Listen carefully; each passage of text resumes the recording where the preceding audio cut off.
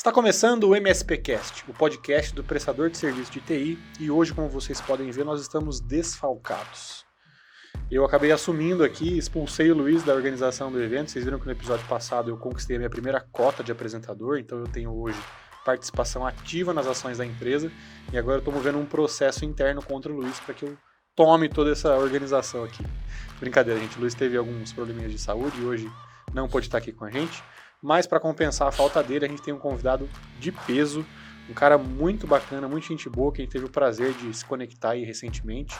E a vinda dele para cá casou com um evento que ele precisava fazer em São Paulo, então a gente conseguiu organizar as agendas para trazer aqui conosco um cara muito bacana que vocês vão conhecer. Temos algumas características muito curiosas sobre ele. Ele é natural de uma cidade chamada Angelina, nunca tinha ouvido falar. Ele é aspirante a produtor de cerveja, diz que tem um sonho aí de futuramente produzir cervejas artesanais em casa. E ele já tem uma coleção de bolachas exclusivas de cerveja para usar quando ele for produzir a própria cerveja. Então, além de produzir a cerveja, ele vai te dar uma bolacha exclusiva da casa dele. Ele também é fitness, assim como eu, então temos bastante coisa em comum, mas ele é corredor de rua, uma coisa que eu procuro fugir muito é correr, não gosto muito de correr. Tô ficando cada vez mais pesado, então correr para mim é difícil. Então ele tá nessa parte aí da balança de correr com ele. Inclusive ele subiu a Serra do Rio do Rastro, que são 25 km de subida correndo, um feito aí histórico para quem gosta de corrida de rua. Ele é trilheiro e está aqui hoje no estado de São Paulo. Ele na verdade é do sul, de Florianópolis, porque ele vai palestrar na Campus Party. Então, possivelmente, quando esse episódio for ao ar, a Campus Party já aconteceu, mas ele foi um dos palestrantes. E se você estava presente por lá e lembra do Diogo, dá um alô aqui nos comentários, fala com a gente que ele vai ficar bastante feliz com isso. Diogo, seja muito bem-vindo, muito obrigado pela sua presença. Opa, eu que agradeço o convite. Muito bom ter você aqui com a gente. Para quem não conhece o Diogo, o LinkedIn dele vai estar aqui na descrição desse episódio, mas vale a pena dar uma olhadinha porque ele hoje tem uma empresa que chama DNA CX, que é especialista em consultoria para a experiência do cliente.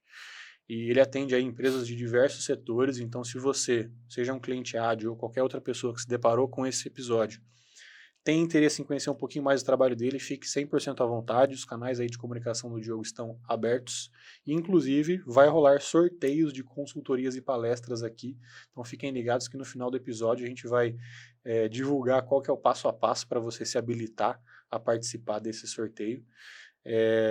Então não perca que você pode aí ser um dos congratulados para ter um gostinho aí do serviço da DNA CX e quem sabe futuramente se tornar um parceiro comercial deles, beleza? Vamos lá? Bora. Diogo, para a gente começar, queria conhecer um pouquinho da sua história. Eu sei que você passou por diversos setores aí dentro de uma empresa, começou com suporte técnico, então acho que tem muito em comum com os nossos clientes. Conta um pouquinho para a gente como é que foi a sua trajetória e como é que você teve a ideia aí de criar a DNA CX, teve alguma demanda específica ou foi o mercado que te trouxe essa oportunidade? Legal. Muita gente me pergunta isso porque hoje eu estou na experiência do cliente, mas pouca gente sabe que a minha formação lá no início foi técnica, né? Eu sou formado em telecomunicações, sistemas de informação e engenharia de projeto de software. Então, uma formação que, em teoria, eu deveria ter ido para a área técnica ou desenvolvimento e, na realidade, fui parar. Na realidade, nem cheguei a atuar como desenvolvedor e já fui me encaminhando para a área de clientes, né? Tudo isso começou há 18 anos atrás, mais ou menos, no meu primeiro emprego, que foi técnico de telecomunicações, trabalhando com o E1, com estruturas de URA para rádios, e a partir dali eu fui para a Digitro, que é uma empresa conhecida aí nacionalmente, né? Lá sim eu trabalhei como suporte técnico, helpdesk. Aí fui para uma outra empresa chamada ITTech, uma empresa muito legal, que foi uma escola também junto com a Digitro, aí, muito grande para mim. E lá eu atuei também como analista de negócio, analista de requisitos, gerente de projetos, pré-venda, marketing, vendas complexas e finalizei como na gerência comercial. Então, contato com o cliente o tempo todo. Sempre. Eu digo que eu fiz o ciclo inteiro, né? Eu só não desenvolvi, não fui financeiro da empresa, né? Que é o setor que talvez não tenha muito contato com clientes. Exatamente. Então, eu fui o porta-voz do cliente nessas áreas que eu trabalhei e também consegui intermediar muito, fazer muito meio de campo, né? Porque naquela época a gente tinha as pessoas muito comerciais, muito cliente e muito técnica. A gente não tinha pessoas que faziam os dois. Então eu estava ali no meio, sempre traduzindo o que o cliente falava, né?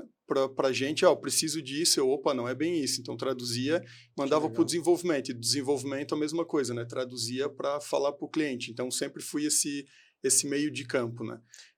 Eu acho que, geralmente, quando a gente fala de desenvolvimento de produto, existe, não sei se é um preconceito ou se é realmente um fato passado ou atual, mas de que é muito complexo a gente conseguir entender o que a parte técnica precisa e traduzir isso para uma linguagem comercial, onde a empresa que vai contratar o produto consiga pegar realmente as necessidades e transformar isso na prática, né? Sim. Antigamente era bem difícil. Hoje a gente já tem bastante profissional que faz esse meio de campo. E melhor ainda, hoje a gente já tem muita gente técnica que evolui para ir para o comercial, que foi o meu caso, onde eu comecei bem na parte técnica ali, apesar de ter o relacionamento com o cliente, e migrei para o comercial. E isso ajuda muito na venda do produto, porque a pessoa vende com mais certeza de que vai conseguir garantir aquela entrega.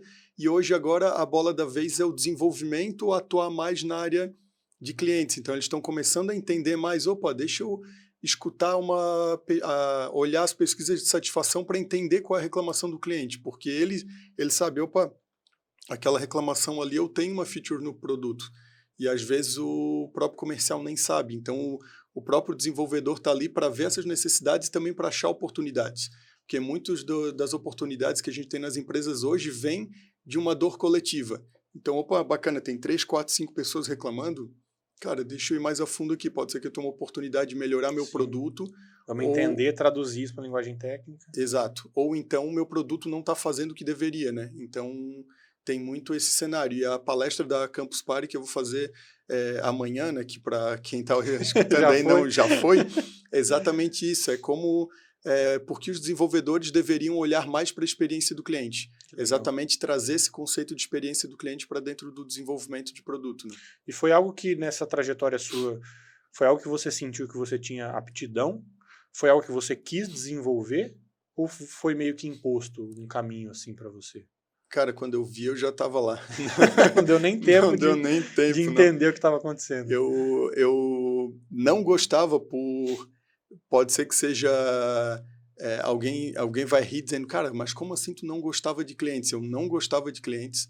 Eu comecei no suporte técnico ali, odiando atender cliente, porque eu só tomava esporro. Então, cara, ninguém quer ficar tomando esporro. Sim. E eu ficava todos os dias pensando, cara, como é que eu posso diminuir essa quantidade de ligações? Eu quero tomar menos esporro possível. Cada vez que tocava o telefone, já virava cara, né? E dizia, mais um. Mais um cliente mais bravo. Mais um. E ficava aquilo batendo naquela tecla e não achava. E enquanto isso, eu pensava, cara, será que eu vou ficar nessa carreira? Será que eu vou para a área técnica? Eu acho que eu vou para a técnica porque eu não tenho fit com isso aqui, não quero falar com o cliente. E aí, até que um dia, sem querer, eu atendi um cliente e vi que a rotina de backup dele não estava funcionando e que uns dias depois ele ia perder backup. Aí eu fui lá, ajustei a rotina, fui lá e fiz o expurgo das mais antigas e tal. E aí eu vi, bacana. Eu acabei de evitar um problema. Só que naquela época eu nem me liguei, eu só queria me gabar, né? Saí me gabando para todo mundo. Né? O cara chato lá não vai me ligar, que beleza. E bola para frente, né? Continuava martelando nos outros dias até que umas semanas depois me bateu aquele insight, né? Cara, mas se eu resolvi aquele problema sem o cliente saber, ele não me ligou, é um problema a menos. Por que eu não faço um checklist agora em todas as máquinas que eu vou atender para garantir que não tem outros problemas? Eu comecei a fazer um baita checklist ali em todas as máquinas, olhar tudo, perdia 15 minutos por cliente, às vezes estava lá uma correria, mas eu sei que isso aqui vai me evitar uma quantidade maior de chamados. Então, a partir daquilo ali, eu comecei a gostar mais, porque o cliente, ele não sabia daquilo, só que ele ligava menos. Então, quando ele liga menos, ele pensa, tá tendo menos problema, ele já liga... Estou menos bravo. Menos bravo. E, às vezes, eu tinha que ligar para ele fazer alguma ação. Então, ele pensava, cara... Tá sendo proativo, o Diogo né? foi proativo e me evitou um problema. Então, a próxima vez que ele ligasse, ele já era mais manso. Foi esperando uma ligação positiva. Né? Isso, e às vezes o cara ligava depois dizendo, Diogo, tá tudo parado aqui, me ajuda. Então, antes era me dando um baita esporro e agora pedindo uma ajuda. E aquilo ali começou a me trazer um conforto, porque eu vi que, cara, não é que eu não gostava de falar com o cliente, é porque eu não gostava de tomar esporro. Você era visto só como um resolvedor de problemas. Sim, a tua moral vai lá embaixo, né? Tu atende, sei lá, dezenas de clientes por dia, chega em casa destruído, tanto levar esporro. E agora ao contrário, eu chego feliz porque eu tomei um monte de elogio, ou que eu consegui criar networking, aí foi a partir dali que isso começou a entrar na minha vida e quando eu vi, já era história, Cara, né? isso é muito Quando legal. eu percebi, eu já estava dentro da área do cliente e nem sabia, sabe? Faz quanto tempo isso? Faz 17 anos. Ó, o Diogo já estava pensando em serviços gerenciados. Eu acho que na mesma época que o Rodrigo começou a falar sobre isso. O Rodrigo é nosso CEO. Ele teve uma empresa de suporte técnico aí por 25 anos. E ele foi um dos primeiros caras aqui no Brasil que começou a tratar o suporte técnico como serviços gerenciados, que é o modelo que a gente estava conversando, onde você me paga para evitar os problemas que você poderia ter e não me paga quando você tem um problema e eu vou te atender.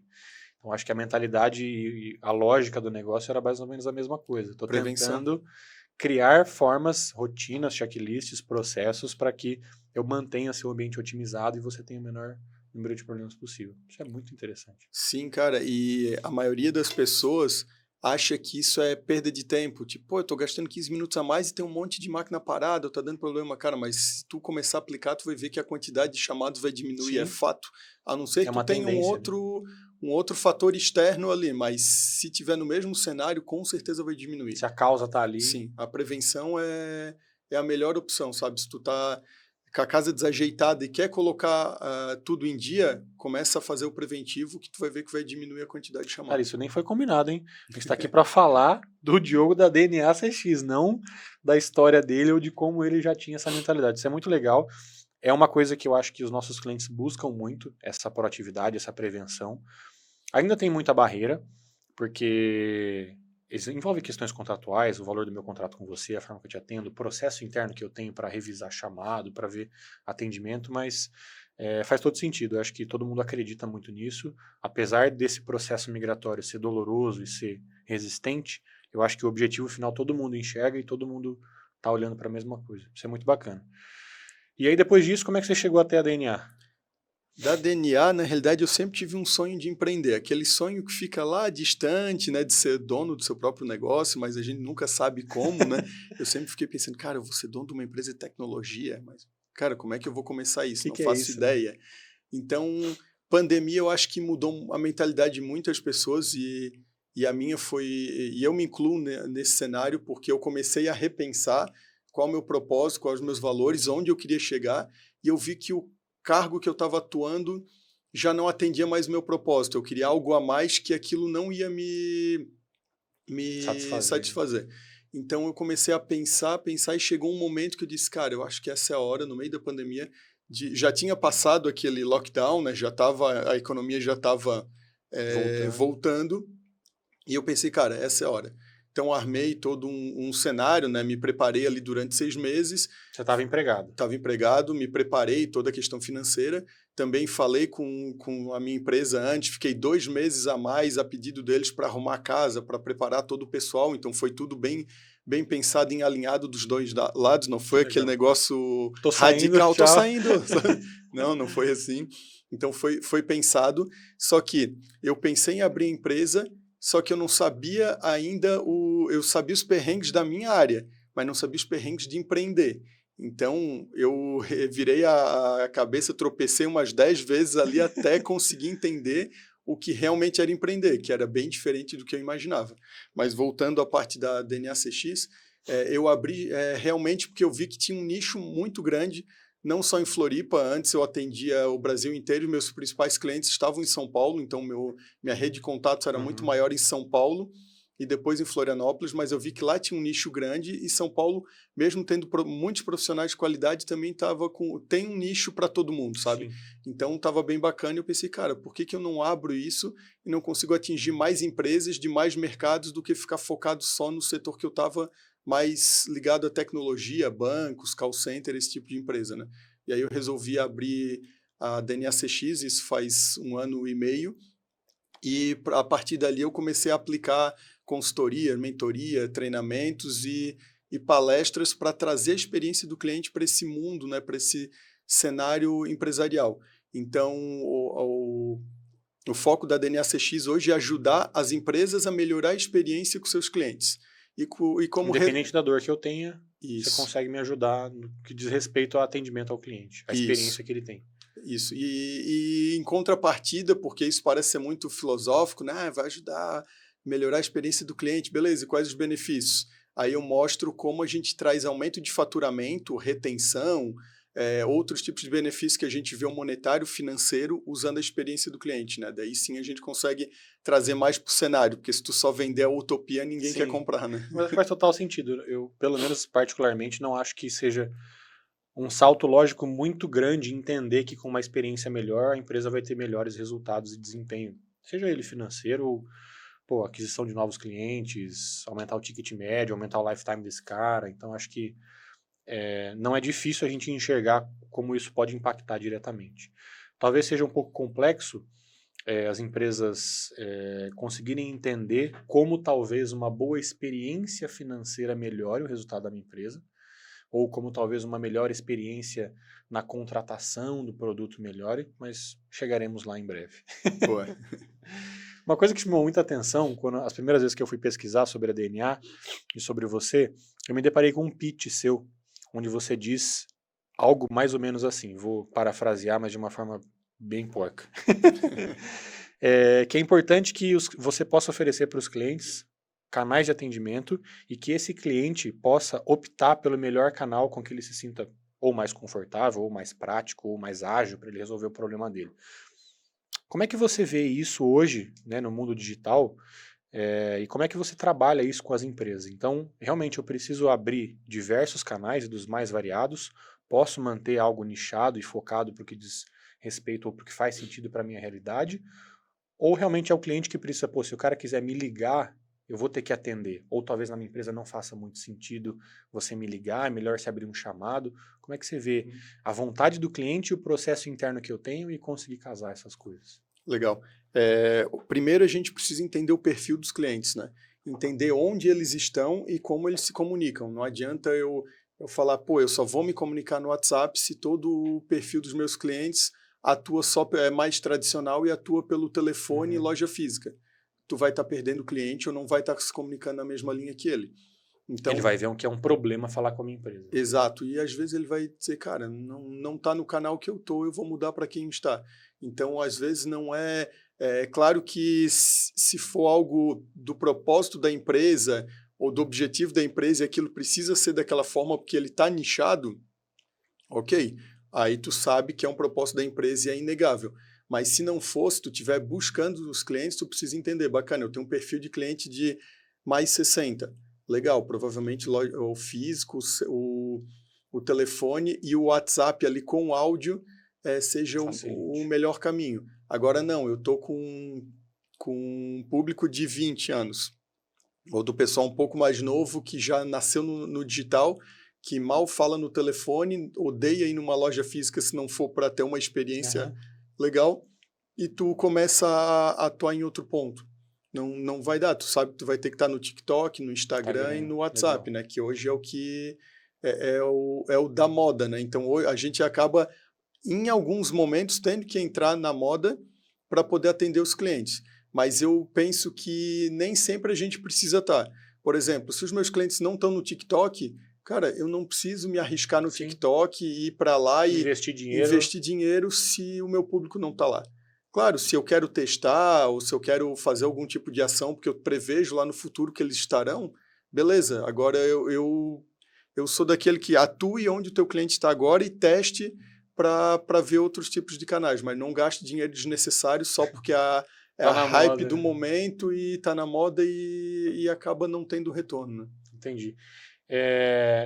Isso é muito interessante. Na verdade, eu nunca tinha pensado nisso e entender qual é o melhor meio que o meu cliente quer se comunicar e buscar. E você faz isso simplesmente analisando o perfil de cliente ou você acha que eventualmente uma pesquisa cabe para trazer um resultado mais assertivo? Já tem uma base. Será que é legal eu questionar se eles querem um canal adicional? Você tem feito isso? Vê isso acontecer ou não? Não, raramente acontece, mas o ideal é que a gente perguntasse onde ele quer se comunicar. Eu geralmente dou um exemplo daqueles formulários gigantes, onde tu tem nome e tal, telefone 1, telefone fixo, telefone celular, telefone empresarial. Aí tu diz, cara, mas eu só tenho um. Pô, eu vou ter que digitar 3 vezes a mesma coisa. Por que tu não pergunta lá, tipo, qual melhor meio de contato? Melhor meio de contato. Beleza, ele já colocou o celular lá, não pede mais. Se ele colocou e-mail, bacana. Então agora, a partir daí, eu boto uma condição e peço o celular, porque eu preciso ter o celular para algum tipo de emergência. Mas é pedir para o cliente. Tem algumas empresas, elas fazem bem isso no e-mail, né? Me diga o seu melhor e-mail. Porque às vezes a pessoa tem 3, 4 e-mails, bota lá no do spam e acaba não recebendo, né? Então, qual o seu melhor e-mail? Onde você realmente quer receber esse tipo de contato? E até por questões de LGPD, tudo isso é legal, tu ter isso e simplifica, né?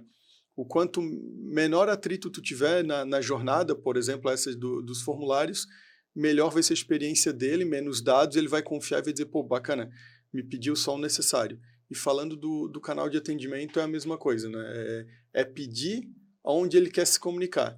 Mas claro que às vezes a gente vai ter que fazer outro tipo de comunicação ou quer estar em outro meio. Então a gente pode fazer alguma pergunta, às vezes não no formulário inicial ou depois no relacionamento, dizendo, bacana, a gente trata contigo pelo WhatsApp, mas é o melhor canal? Tu gosta do e-mail, tu gosta do Instagram, tal? Como é melhor para mim comunicar contigo? E a pessoa vai te falar, e tu vai anotando e vai entendendo ali de acordo com o perfil onde tu pode atuar, né? Cara, isso é muito legal.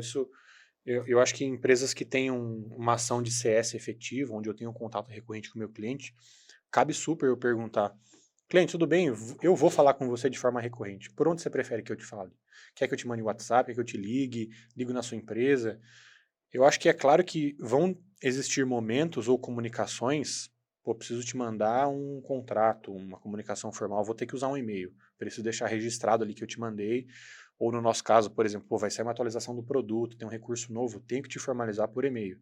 Mas no contato de valor que eu gero e que eu falo com você de forma recorrente, bimestral, trimestral, posso perguntar sem problema nenhum qual é o melhor canal, inclusive até para ser mais assertivo e eventualmente mostrar para o cliente uma personalização daquele atendimento. Tipo, olha que legal, a empresa está questionando por onde ela vai me contatar, onde é mais confortável para mim. Eu acho que isso gera super valor na hora da percepção desse cliente no atendimento. Sim, com certeza.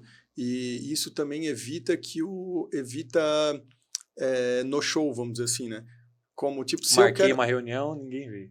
Ou se eu quero me comunicar pelo WhatsApp e eu acabo recebendo ligação e eu não atendo ligação, cara, às vezes a pessoa me ligou, eu não atendi, ela esqueceu de me mandar um WhatsApp, perdeu aquele contato, perdeu um aviso, era alguma coisa importante, sabe? Acabou o timing. Acabou o timing. É entender exatamente, tipo, se eu pedir pelo WhatsApp, me manda o WhatsApp, porque por outros meios pode ser que eu não veja, pode ser por e-mail. Eu uso muito e-mail, mas eu conheço muitas pessoas que não utilizam e-mail.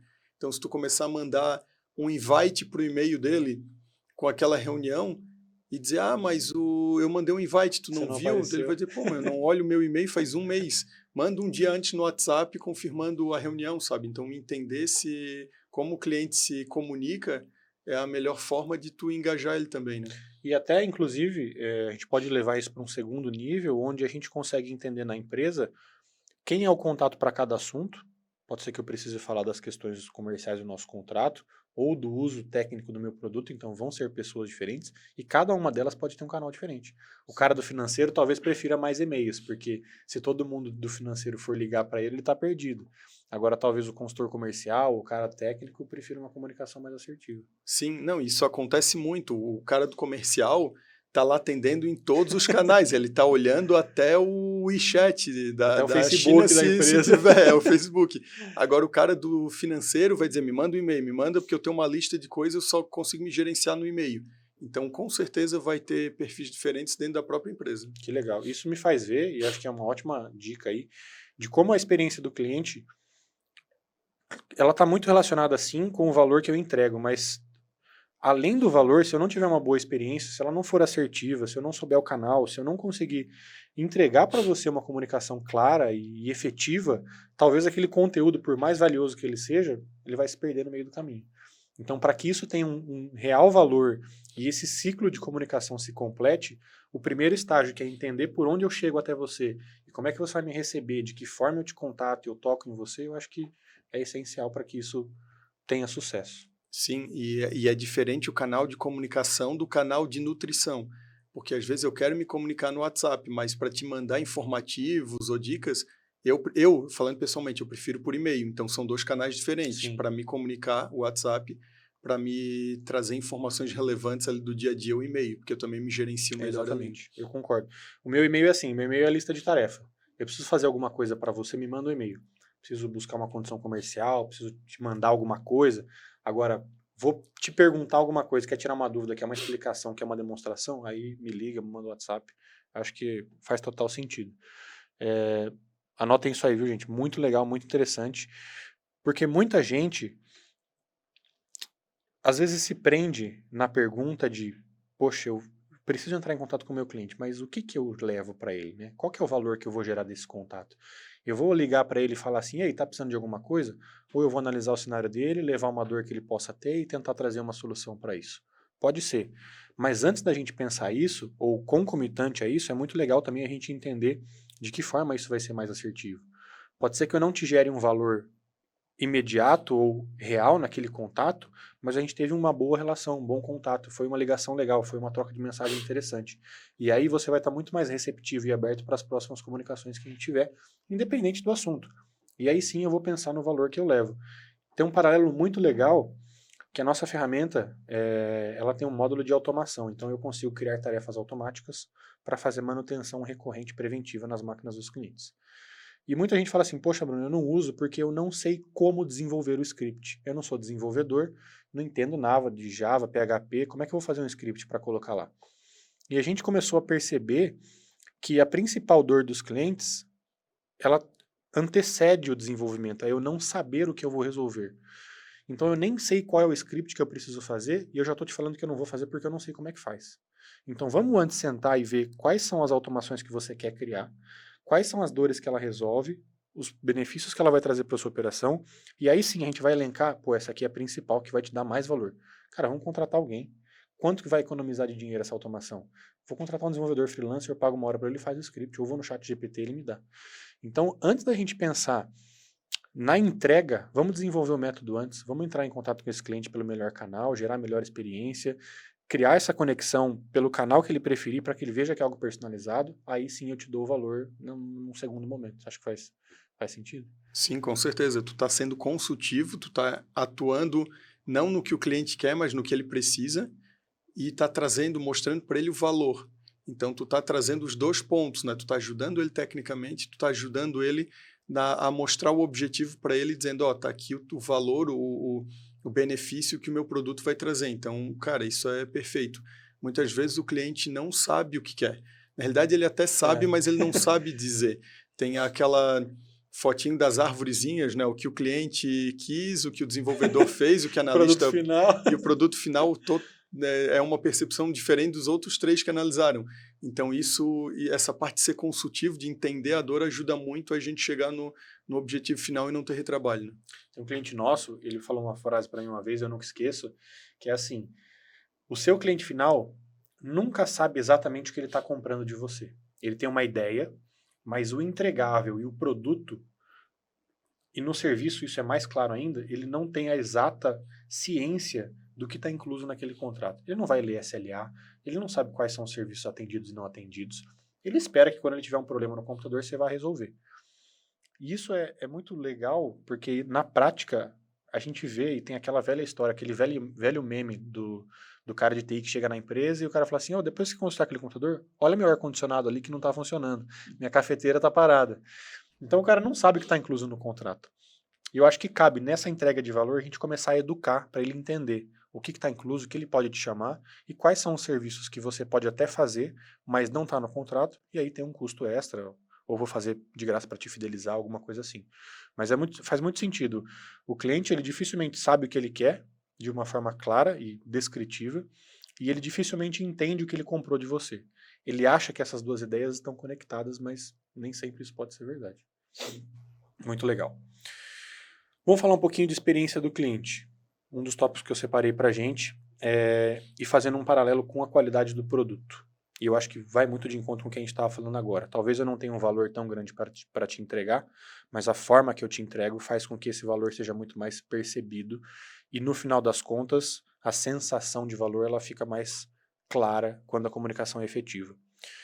Você acha que uma experiência do cliente bem feita pode muitas vezes superar um produto deficiente?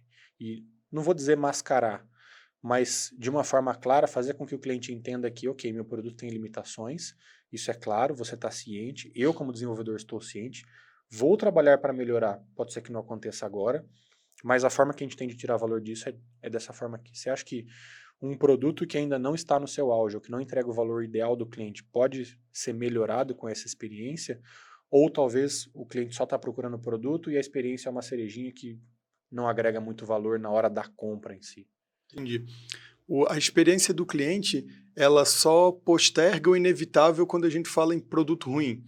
Porque se tu tens um produto muito ruim e uma experiência muito boa do cliente que ele te envolve, mas que no final das contas tu demora um pouco, mas tu vê que o produto é ruim, tu só está atrasando o churn, o cancelamento. Mas ele vai gostar de você, mas lá na frente isso não vai ser suficiente. Exatamente. E às vezes essa percepção demora para acontecer. E muitas empresas dizem, cara, bora porque eu estou faturando. É 3, 4 meses ali que eu estou faturando até ele sair. Só que depois ele não vê o tamanho da conta, né? Porque ele tem que adquirir muito... Custo de aquisição. O custo de aquisição alto, tem que adquirir muito cliente, porque a peneira lá do churn está alta. Então tem que ter muito growth aqui. E acaba saindo muito na retenção. E no final das contas, o pessoal acaba olhando o faturamento, dizendo, estamos faturando um monte, mas quando vai ver o lucro, não fecha. O lucro está negativo ou está no zero. Então, a experiência, ela só abafa, vamos dizer assim, produto ruim. Mas uma hora o produto ruim vai aparecer. O ideal, claro, é que a gente tenha uma experiência boa e um produto muito bom. Aí tá ganho, é quase inevitável que o cliente continue contigo. Só que, claro, às vezes a gente tem uma experiência muito boa e o produto ele é mediano. Bacana, pode ser que esse mediano, a experiência consiga manter o cliente, porque aquele produto mediano, no custo-benefício para o cliente, ele é bom. Ele sabe, cara, atende, o produto não é tão bom, mas a experiência que eu estou tendo com essa empresa, ela é fenomenal. Então, vale a pena eu ficar aqui e o valor é bacana. Então, não vale a pena ir para um concorrente que tem um produto bom e a experiência, às vezes, não é tão eficaz. Então, acho que a experiência é um fator muito importante, mas ela está equilibrada com o produto. Não vou puxar a sardinha para o lado da experiência, dizendo que uma experiência boa vai suprir o produto, porque não vai. Porque na hora que o bicho pega, tu tem que mostrar valor no produto, no serviço que tu está vendendo para o teu cliente. Se ele não vê valor naquilo ali, não vai ter experiência que segure ali. Isso é muito legal. Inclusive, agradeço pela sua transparência, porque você poderia falar assim, não, experiência é o que há, me contratem, porque se seu produto for ruim, a gente vai dar um jeito. Não. Podíamos partir para essa linha, mas é muito legal. E eu não tinha resposta para isso, sinceramente, mas vendo você falar, me surgem exemplos na minha mente onde vem a voz do cliente falando assim, cara, eu gosto muito de vocês, mas com esse produto não dá mais. Nada contra vocês, mas aqui não posso mais ficar. Ou porque está muito caro, ou que o valor que o produto entrega não compensa o custo que eu pago, ou porque tem muito problema técnico, e por mais que o atendimento seja incrível, eu perco dinheiro com isso, o produto está parado, eu estou fazendo um investimento que não se traduz num ganho operacional ou num ganho financeiro, e faz total sentido. Eu acho que tem muito produto hoje no mercado que tem uma experiência do cliente muito boa e as pessoas estão cada vez mais focando nisso. Eu acho que qualquer empresa hoje tem uma preocupação muito latente com o Customer Success, a experiência do cliente e toda a jornada que ele tem dentro dessa empresa. A gente tem cada vez mais profissionais e setores crescendo em torno disso, mas no final das contas eu acho que é o produto que vai fazer com que essa equação fique nivelada. Né? Foi o que você falou, talvez um produto ruim hoje ele não perceba porque ele teve uma experiência de compra muito legal, o suporte é incrível, mas quando ele vê que tem 30 chamados por mês e não estão sendo resolvidos, essa conta vai vir nas costas dele. Sim, e a gente tem que diferenciar também a questão do cliente bad fit, que às vezes a gente vai lá para baixo dizendo, cara, esses clientes aqui estão dizendo que o meu produto é ruim, mas o meu produto é bom, só que não atende aquele mercado. Porque a gente viu uma necessidade ali, tinha uma necessidade de trazer o máximo de cliente para dentro de casa e começou a trazer um monte de cliente que não faz sentido para o produto. Aí é óbvio que ele vai dizer que é ruim, E ele vai dizer, vocês atendem muito bem, experiência boa e produto ruim. Mas, na realidade, tens um produto bom para o teu público, mas não para ele. Então, demitir clientes também faz parte e evitar que a gente traga clientes que não são o perfil também faz parte. A gente perde faturamento, mas depois economiza aqui na incomodação e no tempo que tu vai gastar tentando manter aquele cliente que ele vai ter uma hora que ele vai sair, sabe? Isso é um insight muito interessante, inclusive, porque pode ser que algumas empresas estejam falando assim, pô, cara, eu fecho tanto negócio e fecho de todos os setores para todos os clientes, meu produto é tão legal assim, mas eu não consigo manter o cliente na base, não faço retenção, o lifetime dele é muito curto. E realmente pode ser por um problema de perfil de cliente.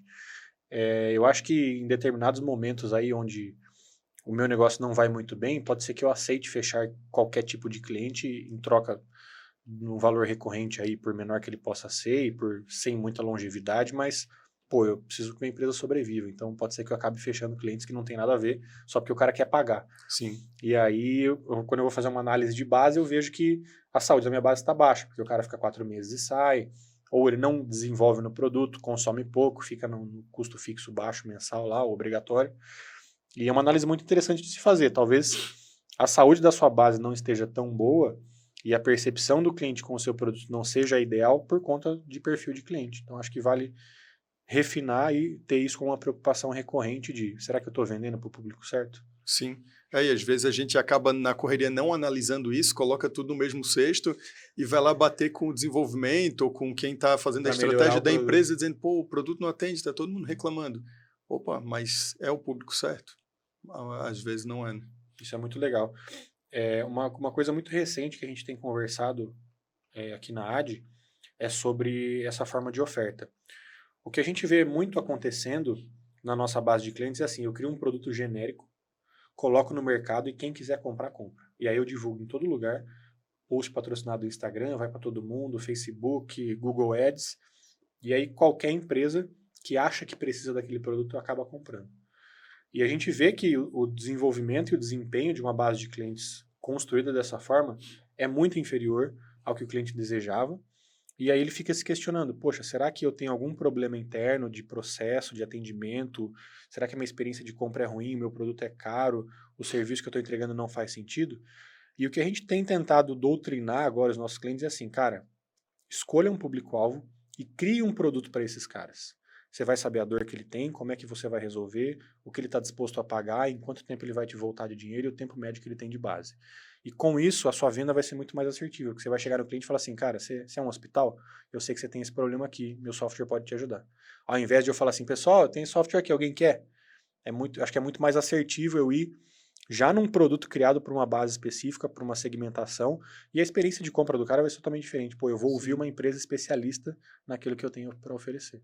Engaja mais, ele se sente mais acolhido e que vai resolver o problema dele, né? Quando é genérico, ele fica naquele cima do muro e fica tentando, e geralmente ele fica pedindo, mas eu preciso disso, preciso daquilo, e a empresa dizendo, não, esse produto é feito dessa forma e só atende assim. Aí ele fica pensando, pô, mas por que me ofereceram então? Sabe, aí gera essa inconformidade. E geralmente isso acontece quando ele virou cliente, né? Depois que ele virou cliente, né? Mas eu achei que fazia isso. E é complicado, né? Porque daí tu vai atender a expectativa. Será que o erro às vezes não é do cliente, às vezes foi da empresa que não especificou bem ou não disse para ele, tem certeza que é isso que tu quer? Tu viu qual a entrega de valor? Então tem a ponderação dos dois lados, né? A gente estava conversando, acho que semana retrasada aqui com o Rafael Bernardes, que ele presta consultoria na área de TI também. E ele estava comentando de um caso exatamente sobre isso, que ele gosta de moto, ele tem uma Harley, e quando ele vai levar a Harley na mecânica, ele leva numa mecânica especialista em Harley, que cobra muito mais caro, mas que tem um serviço para a necessidade que ele tem. E ele sabe que ele vai ser bem atendido, porque o mecânico que trabalha lá foi mecânico da Harley por muito tempo, conhece a moto dele, é o mecânico dele por anos, então sabe o uso que ele tem da moto, o consumo que essa moto tem, os problemas que ela vai ter. Já sabe que, daqui 80 mil quilômetros você vai ter que trocar um negócio que acontece na sua moto. Então, eu acho que faz total sentido você entender aonde você está situado, qual que é o posicionamento da sua empresa e qual é o público que você vai atingir, faz com que você, sendo especialista naquilo, a sua conquista de cliente, a sua retenção, fique muito mais efetiva. Sim, com certeza. Legal. MSP Summit está chegando. tem um recadinho rápido para você que está acompanhando os nossos conteúdos. Nos dias 19 e 20 de outubro, nós temos um encontro marcado em São Paulo. Essa é a 9ª edição do MSP Summit e nós preparamos 2 dias repletos de atividades. Serão diversos palestrantes, inclusive muita gente de peso no mercado. Além disso, uma feira de expositores imperdível, é a maior de todos os tempos, com muita coisa bacana e o melhor de tudo, aquele networking, aquela conexão entre os parceiros MSPs, que você já sabe muito bem como é que funciona. Então, te convido a participar com a gente nos dias 19 e 20 de outubro, em São Paulo. Esse é o MSP Summit 2023. Para saber mais, acesse mspsummit.com.br. Eu te vejo lá. Experiência do cliente, acho que só vamos falar disso aqui hoje. Eu anotei aqui, e é uma dúvida minha, uma dor também, que a experiência do cliente ela é muito relativa, né? Vai muito do que o cliente acha que ele precisa, é o que a gente está falando aqui agora. Você acha que vale, num processo de compra ou num processo de retenção, eu acho que vale, mas de que forma a gente pode setar a experiência do cliente para aquilo que eu realmente sei que deveria ser a experiência dele? Vou dar um exemplo. Os nossos clientes hoje, eles são empresas que nasceram, geralmente, e na maioria dos casos, de um técnico que quis montar o próprio negócio. Mais ou menos como você nasceu, e que são pessoas que não têm habilidades de gestão. Nunca foram empresários, não sabem como funciona. Parte tributária é um bicho de 7 cabeças para todo mundo. O cara é técnico, ele quer ficar na operação da empresa dele, quer resolver chamado e peca um pouco na parte de gestão. E aí, quando a gente vai falar com esses caras, a experiência que eles querem ter é relacionada a produto, a atendimento de usuário, diferente da necessidade que essa empresa tem de ter um approach, um desenvolvimento maior na parte de gestão, controle de custos, fluxo de caixa, tributação e etc. E aí, sempre que a gente vai tentar ajudar uma empresa, a nossa conversa tange muito mais para o lado da gestão e o cara fica puxando para o lado técnico. Que por mais que ele possa ter razão naquilo que ele quer discutir, a gente vê que não é o maior dos problemas que ele tem naquele momento. Talvez se a gente resolver o seu fluxo de caixa, a sua folha de pagamento e entender qual que é a rentabilidade do seu serviço, no quanto você vende, no quanto ele te custa, melhor mais resultado eu vou trazer para a sua empresa e depois a gente resolve a parte técnica. Você vê muito isso acontecendo e como é que a gente pode lidar com clientes dessa forma, onde eles acham que a expectativa e a percepção do serviço que eles têm é e a gente, como especialista da área e como desenvolvedor de um produto que atende exclusivamente aquele setor, sabe que ele precisa ir para outro lado. Você vê esse choque acontecendo e você Sim. tenta tratar isso? Como é que você lida com esse tipo de diferença na expectativa do cliente? Eu acho que isso acontece em quase todas as empresas, porque o alinhamento de expectativa ele é algo muito importante, né? Hoje, quando tu vende o teu produto, tu tem que entender para quem tu está vendendo, qual o valor tu vai entregar e qual a experiência esse cliente vai ter. E do lado do produto, tu tem que entender se aquilo ali faz sentido. O cliente tem que entender que aquele produto está trazendo esse benefício e até onde ele vai, qual o limite dele, onde ele alcança. Então, esse alinhamento de expectativas é algo que precisa ser feito antes da venda para que não tenha surpresa depois. Então, se eu vendi um produto que ele é muito técnico para uma pessoa que é de gestão, ele vai chegar lá e vai dizer, cara, ele não faz sentido, eu não sei usar, e a pessoa vai dizer, mas tu sabia disso, eu te vendi e tal. Cara, não vai durar 3 meses. Essa pessoa vai sair porque ela vai dizer, não sei utilizar. Então, isso faz muito parte da adoção do produto, né? De tu mostrar, alinhar a expectativa, mostrar o primeiro valor e garantir que ele esteja atuando de forma que ele atinja o objetivo dele.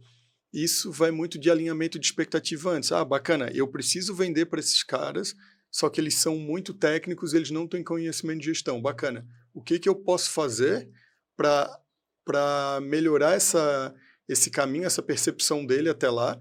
Isso pode ser até um produto adicional, ou pode ser uma experiência extra que tu traga, mas tem que estar alinhado com o cliente que assim, o nosso produto resolve isso e tu precisa ter o conhecimento X. A gente sabe que tu não tem, vamos te ajudar com isso. Então ele já vai dizer, opa, bacana, eles estão me trazendo algo a mais. E aí tu vai ajudar de alguma forma ele a chegar até aquela capacitação para daí ele poder estar apto para utilizar o teu produto. Isso se for esse o teu tipo de cliente, né? O ideal seria para gente que fosse pessoas de gestão.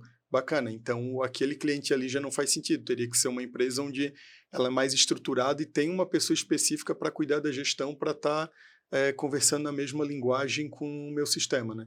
Então precisa Você acha entender. que quando isso chega num ponto onde é meio que, não vou dizer insustentável, mas existe um ponto onde eu posso falar assim, então não vou vender para você? Você, por mais que você seja um comprador em potencial, você não tem o nível necessário para perceber o valor do meu produto ou do meu serviço, então não vou te vender agora, vou te manter numa cadeia de nutrição, ou vou, sei lá, acompanhar você através de uma ferramenta de marketing digital para saber em que momento você se encontra, te nutrir com documentação, e-book, PDF, para ver se você consegue desenvolver, e aí depois a gente volta a falar? Sim. Essa questão da graduação do cliente, vamos dizer assim, né, do estágio dele de estudo até chegar a ser potencial cliente, ela existe. A gente nunca quer dizer não para um cliente, né? A gente diz, mas traz para dentro de casa, né? que a gente vai... Vira. A gente se vira, só que esse se virar pode ser que o teu custo seja maior do que o teu produto. Então, aquele cliente não faz sentido para ti. Então, às vezes, a gente precisa dizer não, porque ele não é o perfil, ou ele não está preparado. Mas, claro, não está no momento certo, mas se a gente sabe que ele pode estar, a gente pode ajudar ele, então, com capacitação, oferecendo algum produto antes para ele, ou então trazendo um parceiro, dizendo, esse parceiro pode te ajudar, ele te capacita, ele te ajuda, quando tu estiver preparado, a gente vai estar aqui à total disposição para te ajudar. Sim, se for esse o cenário da empresa, que ele tem que ter aquela certificação X, por exemplo, com certeza a gente precisa negar os clientes que não estão preparados. Isso é interessante, porque eu não vejo, né, por mais que isso seja claro, e de novo, é um salto lógico fácil de se fazer, um cliente bad fit pode me dar um custo operacional muito maior do que o retorno, é difícil negar cliente, né? É difícil falar assim, não vou vender para você, espera um pouquinho. A mão coça, né? Pô, cara, são, sei lá, R$1.000 a mais por mês, mas...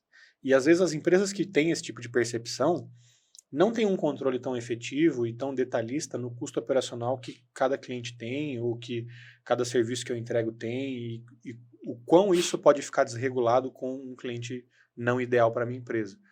Geralmente o que elas fazem é analisar, como você falou, colocar todo mundo no mesmo bolo, ver a rentabilidade da base e não identificar, qual que é o cliente que me dá mais problema, o cliente que me chama mais, que consome mais, que tem mais custo. Quanto que esse cara me paga? Será que essa conta fecha? Sim. Muito, muito legal. E fazendo também um paralelo nessa continuação, queria introduzir a parte da jornada do cliente. Eu também vejo clientes que querem ter uma jornada diferente. Por mais que na hora da contratação eu te mostrei como seria, às vezes o cara quer pular etapas ou quer ir para uma reunião lá na frente para falar de um assunto que ele tem uma dor maior agora. Inclusive, acho que isso deve acontecer com você. DNA, eu tenho uma dor aqui, me ajuda a resolver. Então, o que a gente vai fazer para resolver isso aqui? Não, mas me fala isso aqui já, que talvez isso aqui já me resolva. Como é que você lida com isso para tentar alinhar a expectativa e a jornada do cliente da forma que você gostaria que ela fosse conduzida? Sim, a jornada do cliente ela está sempre sendo trabalhada, né? E quando você não tem a consciência de que você criou uma jornada do cliente, ela muda ainda mais. Por quê? Porque tu criou a jornada do cliente baseada para aquele cliente. Nos teus processos. Então, eu abri o meu negócio, eu criei, o financeiro funciona assim, o comercial assim, o marketing assim, eu fui lá, pluguei eles e bacana. Agora, como o cliente vai se relacionar comigo, vai ser baseado nesses processos, porque eu tenho que seguir passos a passos aqui e o cliente vai ter que se adequar. Então, eu criei uma jornada para o cliente sem ser intencional.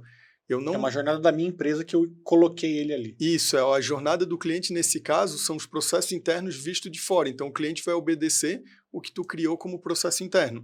E quando tu faz isso, e é normal para todo mundo, aconteceu comigo também quando eu empreendi, apesar de eu estar na área de experiência do cliente, quando a gente começa a empreender, a gente vê uma jornada totalmente diferente e a gente precisa adaptar um pouco. No começo nunca sai perfeito.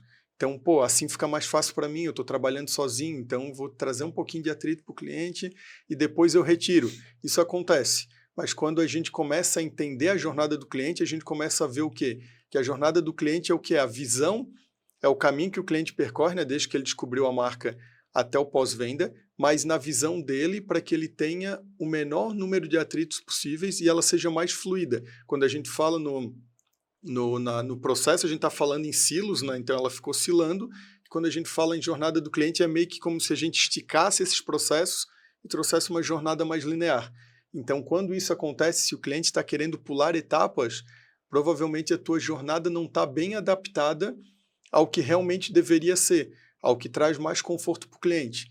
Então, aí a gente começa a atuar, entender as dores, entender onde que o cliente está pulando, o que está trazendo de atrito para ele, para deixar mais fluido. E quando isso está fluido, geralmente o cliente não quer pular etapas, porque ele sabe que aquele ali faz sentido para ele e é o mais simples dele seguir. Então, depende muito de negócio para negócio, né? A gente vai adaptando isso até chegar na jornada ideal.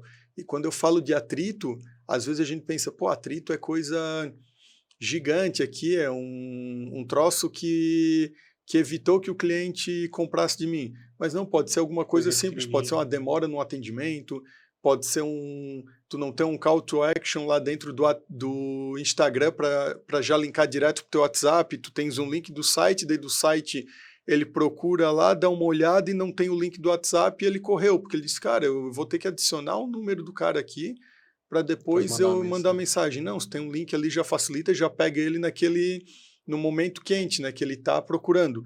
Então, isso é um ponto de atrito. Um formulário num e-commerce, por exemplo, onde o cliente fez toda a parte do login, já pediu um monte de informações, aí ele vai lá, navega no site, bota para o carrinho, quando ele vai fechar a compra na parte do pagamento, ele tem que pôr tudo de novo. Cara, aquilo ali, eu já deixei no carrinho, pode ser birra minha, porque eu entendo, eu estou na área, e eu pensei, esse cara não deve ter pensado nisso. Não pensou, eu vou abandonar, porque eu sei que lá no outro site eu vou pagar um pouquinho mais caro, mas a minha experiência vai ser melhor, porque eu estou com pressa aqui, lá eu só coloco o meu cartão, que já está no Google Pay aqui, paguei e pronto. Então, evitar esse tipo de atrito ajuda muito a gente a acelerar o processo de compra, então trazer mais faturamento e também evitar insatisfação. Muitas empresas de desenvolvimento de software, às vezes não sabe quando o cliente entra para dentro de casa e qualquer coisinha vira o cliente explode. Daí, cara, mas era só aquilo ali, por que ele está explodindo? Cara, porque aquilo já virou uma bola de neve. Juntou tanta Teve coisa, vários pequenos atritos que veio desde a jornada de compra que ele foi acumulando, que chega uma hora que ele explode e geralmente ele explode por uma coisa simples.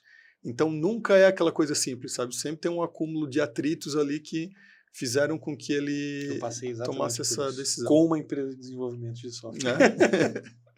Faz muito sentido. E é muito interessante, porque você falando de atritos, né, e querendo dimensionar, geralmente um atrito não é algo muito grande, pode ser um retrabalho que o cliente teve, uma demora no atendimento, como você falou, uma cobrança que veio errado, um boleto que venceu, ele não conseguiu pagar e é difícil reemitir, uma nota que ele teve que pedir. Então, tudo vai se somando, né? A experiência, acho que do cliente, a experiência negativa, por mais que, eu tive um problema e ele foi resolvido de uma forma ok, talvez seria melhor não ter esse tipo de problema, que a experiência ficasse mais fluida.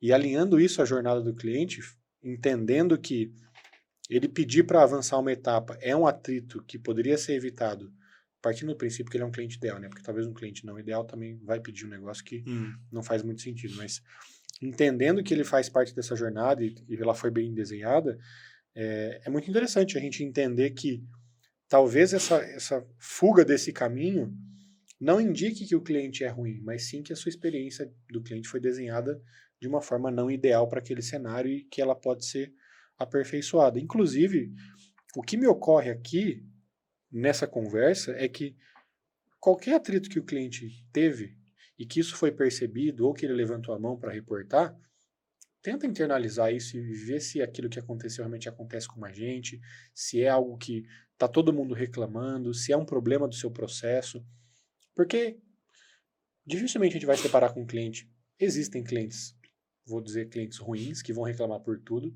mas a grande maioria são pessoas que acham que estão tentando resolver problemas do dia a dia, como qualquer outra empresa. Então, tenta internalizar tudo que o cliente traz para você de uma forma positiva, otimista, para entender se, pô, esse atrito aqui, mais 3 clientes falaram igual, vamos analisar, vamos sentar com aquele time, vamos ver se realmente isso está acontecendo, se a gente pode melhorar para evitar que isso aconteça. Isso faz, para mim, faz muito sentido. Eu, no meu dia a dia, consigo imaginar e revisitar momentos onde para mim aquilo é pequeno, mas acontece com frequência, mais clientes reportaram e talvez isso pode ser um ponto de melhoria. Até mesmo no sentido de que talvez eu precise aumentar o meu custo operacional para atender esses caras, e para eu mudar a jornada vai ser custoso, mas eu vou entregar uma experiência melhor. Então, vou dar um exemplo. Pô, a minha data de vencimento de pagamento é todo dia 15, mas está todo mundo me pedindo para colocar para o dia 25. Tá bom, eu vou prejudicar meu fluxo de caixa um pouco, mas eu posso dar uma experiência melhor. Quanto que isso vai me custar? Quanto que eu vou ganhar lá na ponta? Qual que vai ser a melhora da percepção do cliente? Então, é muito, muito legal isso. Acho que você também está na mesma linha muito de concordar. Sim, com certeza. Legal. E também falando nisso, o que gera outra reflexão para a gente, e o que eu acabei de citar, por exemplo, da data de pagamento, do vencimento do boleto, faz muito sentido, é que geralmente a gente acha que, falando de CX ou de CS, é responsabilidade de um departamento, de um processo, de uma pessoa ou de alguém que está responsável por isso. Mas o que a gente aprende cada vez mais é que isso está vinculado à empresa inteira. Então, desde o processo de captação de clientes, ele pode ter uma boa experiência, até no processo, quem sabe, de cancelamento, ele pode ter uma boa experiência. Então, eu acho que é uma realidade, mas eu queria que você comentasse um pouquinho de como que todos os pontos de contato que esse cliente tem dentro da empresa são responsáveis pela experiência e como é que a gente pode trazer melhorias para áreas que às vezes eu nem imaginei que eu pudesse ter uma boa experiência, como é o setor do financeiro, por exemplo, que só emite uma cobrança e recebe um pagamento. Legal. Eu tenho até um caso que eu já vou comentar sobre o financeiro. Quando tu comentou ali, eu já ia buscar ela. Falando exatamente como a importância das demais áreas da empresa, das pessoas que não se relacionam diretamente com o cliente. Geralmente o pessoal acha que a experiência do cliente é atendimento, é só o pessoal que se relaciona, Tá na linha de frente. Mas todo mundo ali que traz, que faz alguma ação dentro da empresa, ela participa de um processo. Se esse processo não estiver bem feito, ele pode impactar para o cliente. E foi o caso do financeiro que eu presenciei, onde a experiência do cliente era muito boa, só que eles tiveram um ponto de atrito que, na realidade, foi um problema do financeiro, onde uma pessoa não comunicou para outra, foi aquele deixa que eu deixo, e acabou, em alguns cenários de alguns tipos de cliente, o boleto não estava sendo enviado. E ficou 3 meses sem encaminhar boleto para o cliente, cobrança. Então, cara, agora como é que tu explica que aquele cliente vai ter que pagar 3... Em um só. Em um mês só? E, cara, mas o cliente deveria ter me comunicado. Não, cara, o cliente não está esperando, anotando lá, vou confirmar se a empresa me mandou o boleto. Todo dia 10 eu vou ver. Cara, quem oferece o serviço, em teoria, quer lucrar, então uma das partes mais importantes é cobrar, né? Então é um processo essencial. E agora, como é que tu reverte isso? Cara, raramente um cliente vai dizer, beleza, pode me mandar que eu vou pagar à vista. Por mais correto que isso possa ser. Se o cliente for o mais correto possível, ele vai dizer assim, beleza, me dilui em outros 3 meses, que eu preciso me preparar. Então, o teu caixa já foi diluído, tu teve um prejuízo ali, porque tu poderia estar investindo esse dinheiro. Muitos dos clientes vão dizer, cara, não vou pagar, o erro é de vocês. Em alguns casos, tu vai ter que dizer, beleza, o erro é nosso, assumir prejuízo. Ou então, tu vai ter que dar um desconto para aquelas parcelas que ele não pagou, que também é prejuízo. E fora o quê? A insatisfação do cliente. Se ele já estava a ponto de bala de desistir, isso aí pode ser a gota d'água. Se ele não estava, pode ser que ele fique o pé atrás, dizendo, cara, se a parte principal que é cobrar, os caras não fazem, imagina quem está cuidando do meu sistema. Então, se eles têm mais interesse e não funciona, imagina o resto. Exato. Então, são coisas que são de áreas que não estão ali diretamente se relacionando com o cliente. Vou dar um outro exemplo de um hotel, por exemplo.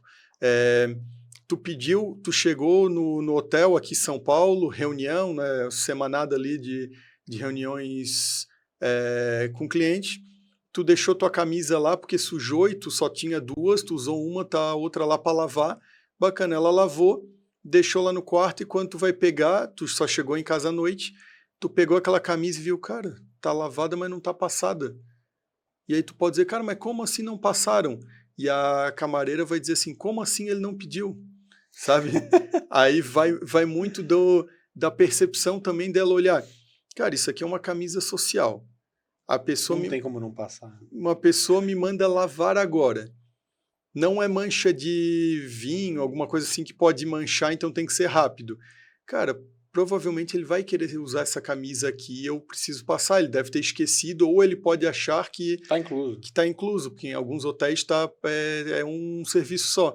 Dá uma ligadinha lá e pergunta, você não quer que passe também? Dele, sim, eu achei que já estava incluso. Não, não tá. Dele, obrigado por avisar então. Ele vai dizer, caraca, que problemão que ela me evitou. Que às vezes ele vai estar com a camisa suja ali, vai estar com aquela amassada, ele vai dizer, cara, eu vou ter que me virar. Daí 10, 11 horas da noite que ele chegou ali a pedir um ferro para passar, porque esse tipo de serviço tem um horário, geralmente Sim. em hotéis, né? Para passar, cara, ele vai ficar indignado. E ele teve porcentagem do erro, mas naquele momento ele não quer saber, sabe? Ele poderia dizer assim, cara, o hotel deveria me avisar, porque vocês tem que olhar a minha experiência aqui dentro, a minha necessidade, né? É do interesse do hotel, eles vão ganhar mais Isso. dinheiro também. Então, quem fez o intermédio ali para a moça que faz a lavagem e passar também poderia pensar nisso. Então, essas áreas que não têm tanto contato, elas são igualmente essenciais para ter uma experiência com relação com essas que atuam diretamente com o cliente, né? E às vezes, isso é muito interessante, porque a pessoa que esse cliente vai se reportar, geralmente é a pessoa que sempre fala com os clientes. E ela vai falar assim, cara, é óbvio que deviam ter passado sua camiseta. Como é que ninguém pensou nisso antes? Mas a moça ou eventualmente qualquer outro profissional que esteja na parte manual do trabalho e receber uma camisa no formulário, tá assim, lavar, check, passar não tá check, é o processo dela. Exato. E assim, eu entendo, muitos clientes nossos falam assim, poxa, eu sempre queria ter o técnico que tem visão do todo, o técnico vai atender o cliente e pergunta umas coisas cruciais para a resolução do problema, que vai fazer uma visita técnica e tá formatando a máquina aqui, mas olhou ali e viu que o roteador tá no fim da vida dele, a impressora, 3 pessoas foram tentar imprimir ali e não conseguiram. Então consegue gerar uma demanda que não foi percebida por ninguém ainda, mas é um valor que eu agrego no serviço e às vezes um retorno extra financeiro que vem para mim.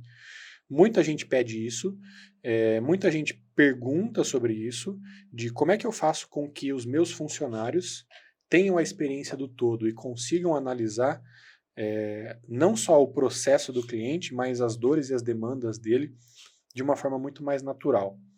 Você acha que é através da educação de CX para todos da empresa que a gente consegue entregar esse tipo de, vou chamar de soft skill, de você conseguir numa operação de atendimento enxergar além do seu processo? Ou você acha que é algo que não pode ser aprendido e é natural de algumas pessoas? Como é que você vê esse tipo de habilidade? Eu acho que é totalmente aprendível esse tipo de habilidade e ela não está relacionada a CX, ela está relacionada à cultura da empresa. Porque se eu atendo no suporte e eu não conheço o produto, eu não vou fazer um atendimento de qualidade. Se eu estou no financeiro e não conheço o produto, eu não vou entender exatamente a jornada dele, porque eu não sei o que o produto faz, como os clientes se relacionam. Se eu sou do produto e não entendo como o cliente usa, como é que eu vou melhorar o meu produto para que ele esteja cada vez mais atendendo uma necessidade e eu tenha uma melhor experiência? Então, essa troca de informações diárias, eu acho essencial para toda empresa. Todo mundo saber de tudo. Mas, Diogo, eu sou desenvolvedor e não quero aprender exatamente o que um financeiro faz. Não precisa aprender exatamente, mas entender como funciona o fluxo. Bacana. Depois que o cliente usa, essa rotina encaminha aqui a quantidade de usuários, vai para o cara do sucesso do cliente, ele analisa, adapta e manda uma planilha para o financeiro vai lá, fatura, manda o boleto, manda a nota fiscal, o cliente paga, volta aqui para o financeiro, ele dá o ok e manda para uma controladoria ou arquiva, não sei. Então, para entender isso aí, ajuda ele também a visualizar como é o processo da empresa e atuar quando tiver uma situação semelhante, não semelhante, mas que ele precisar envolver a expertise do financeiro, ele sabe, bacana, é assim que funciona a empresa. E não é só para atender o cliente, é até para se relacionar internamente e saber até onde cada área vai.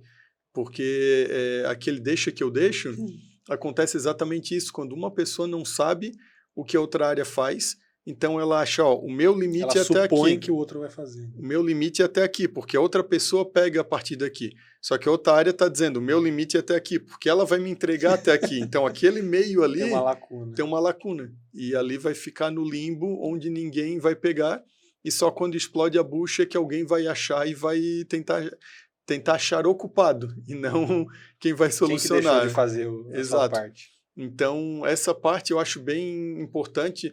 Muitas empresas eles atuam bastante colocando as pessoas a entender o produto e a entender no suporte, né? Vai passar uma semana lá no teu treinamento no suporte. Que legal. Eu acho isso legal, só que eu acho que isso deveria ser mais rotineiro, porque, cara, quando tu tá nos 3 meses de experiência, É muita informação. é muita informação e tu tá mais preocupado em Com o seu setor. com o seu setor, em atender o teu objetivo e dizer, cara, eu tô apto para atender fazer o meu papel.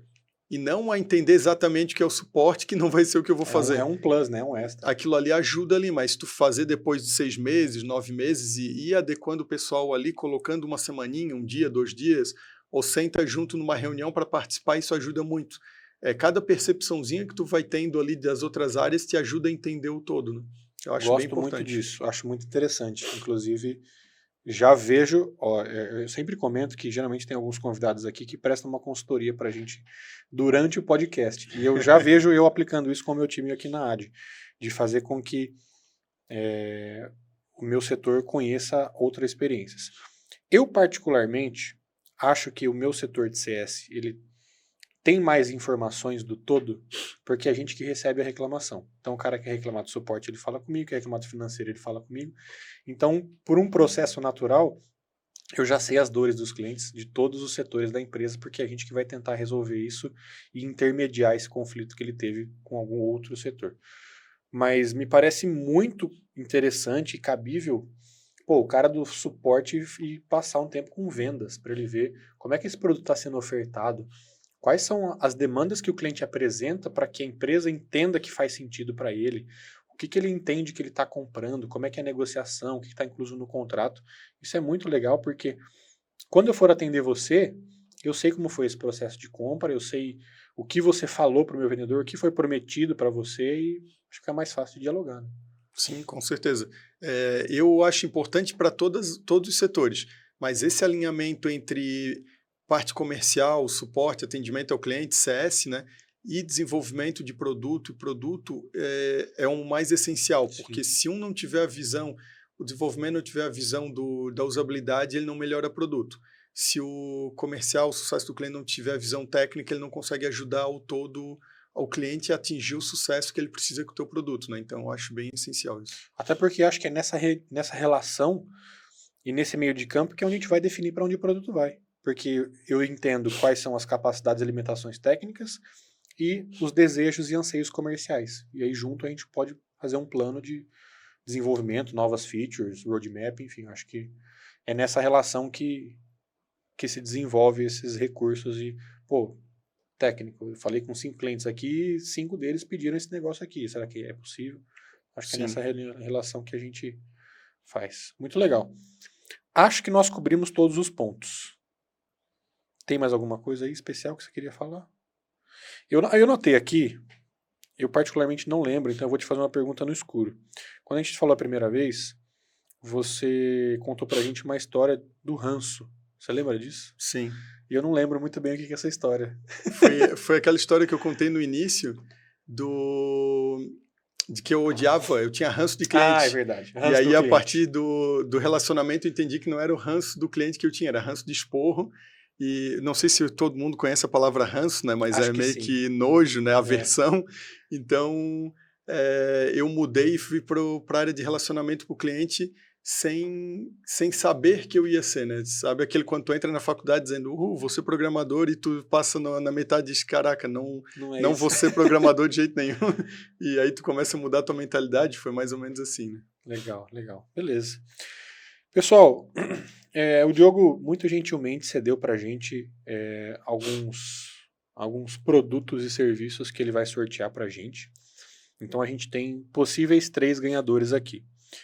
Eu vou falar o primeiro, eu vou falar os 2 primeiros, que é o mais simples, e depois o Diogo vai falar o segundo. que é a mentoria que ele vai conceder para vocês, uma mentoria de 3 horas, mas ele vai explicar como é que vocês vão concorrer a isso.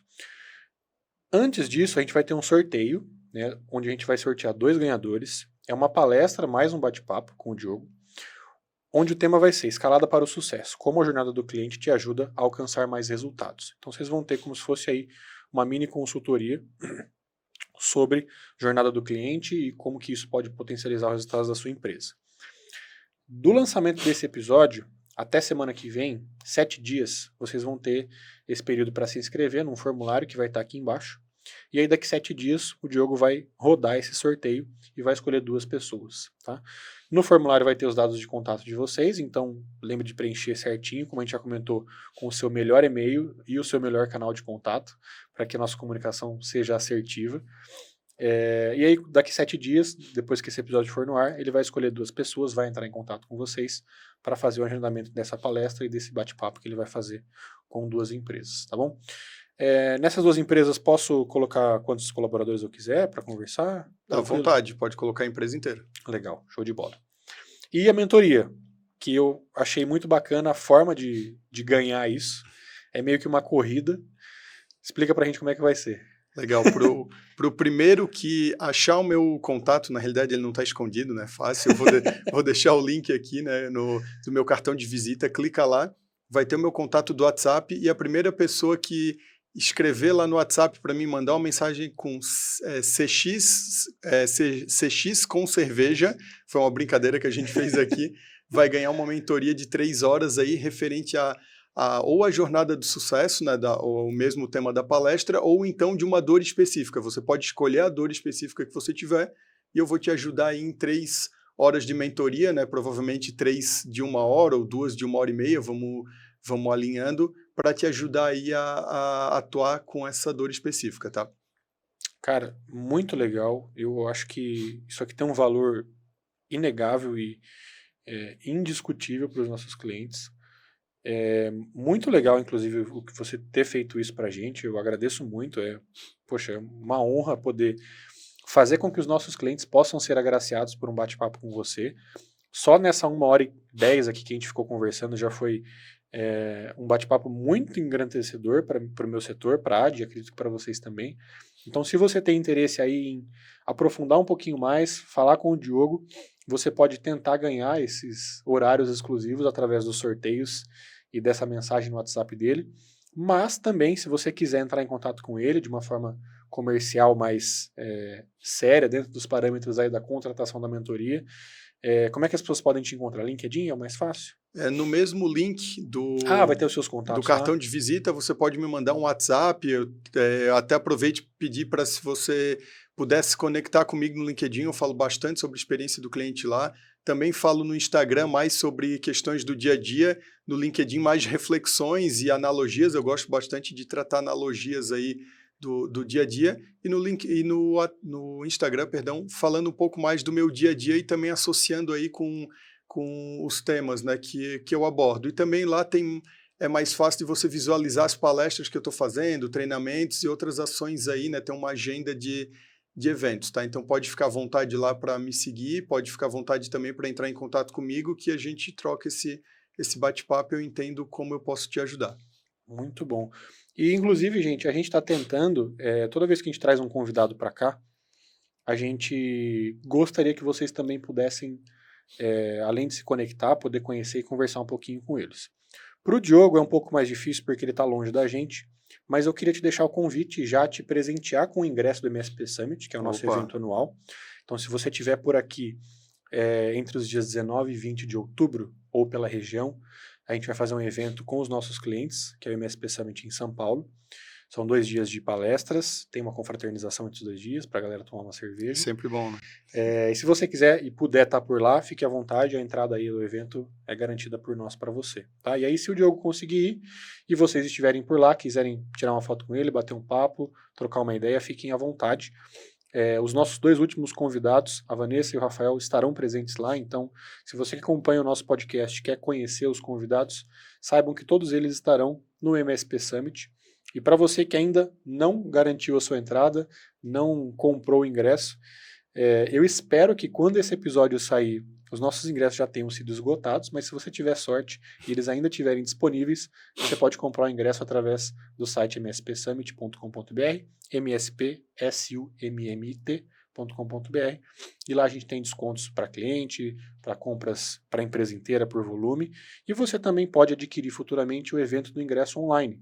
Então, as nossas vagas presenciais são limitadas, até por conta do espaço que a gente vai estar realizando o evento desse ano, que é totalmente diferente do que a gente já fez.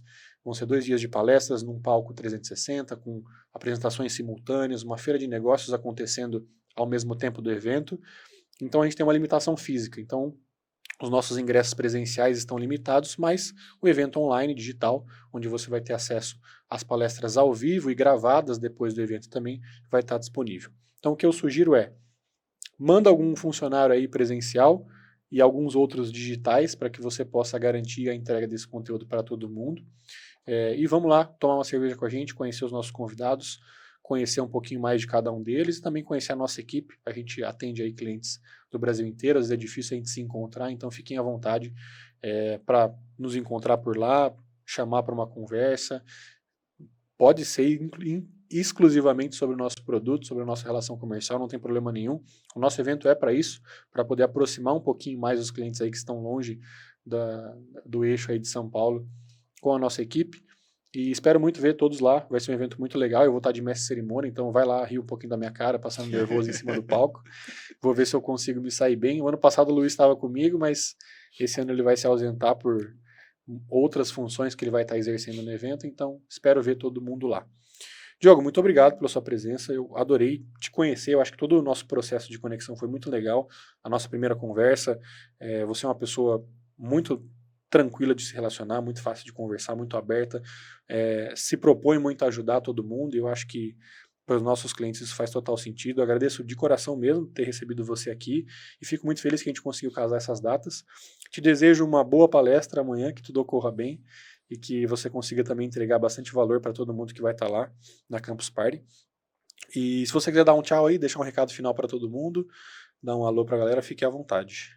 Obrigado, pessoal, pelo tempo de vocês. Obrigado a vocês também por ter me convidado. Foi um prazer ter vindo até Indaiatuba aqui, conhecer a cidade, conhecer um pouco a empresa de vocês também, que tem uma estrutura muito legal, e ter o prazer de conversar um pouco mais e disseminar essa cultura de experiência do cliente, né? Isso eu acho que é um dos propósitos de todo mundo que trabalha na área, então eu estou sempre disponível para trocar uma ideia, bater papo. Se vocês quiserem me chamar lá, eu respondo todo mundo, então pode ficar à vontade, tá, pessoal? Agradeço muito a todo mundo aí e compareçam no evento, porque é uma baita oportunidade de fazer networking e também de ter muito aprendizado. Muito bom. Muito obrigado, pessoal, por todo mundo que acompanhou. Lembre-se que o nosso podcast está nos principais agregadores e você também pode acompanhar a gente em vídeo no YouTube ou no Instagram. Temos os canais oficiais também do MSP Summit. Esse foi... MSP Summit? Não, né? MSPcast. Esse foi o MSPcast, o podcast do Prestador de Serviço de TI. Eu vejo vocês semana que vem. Obrigado.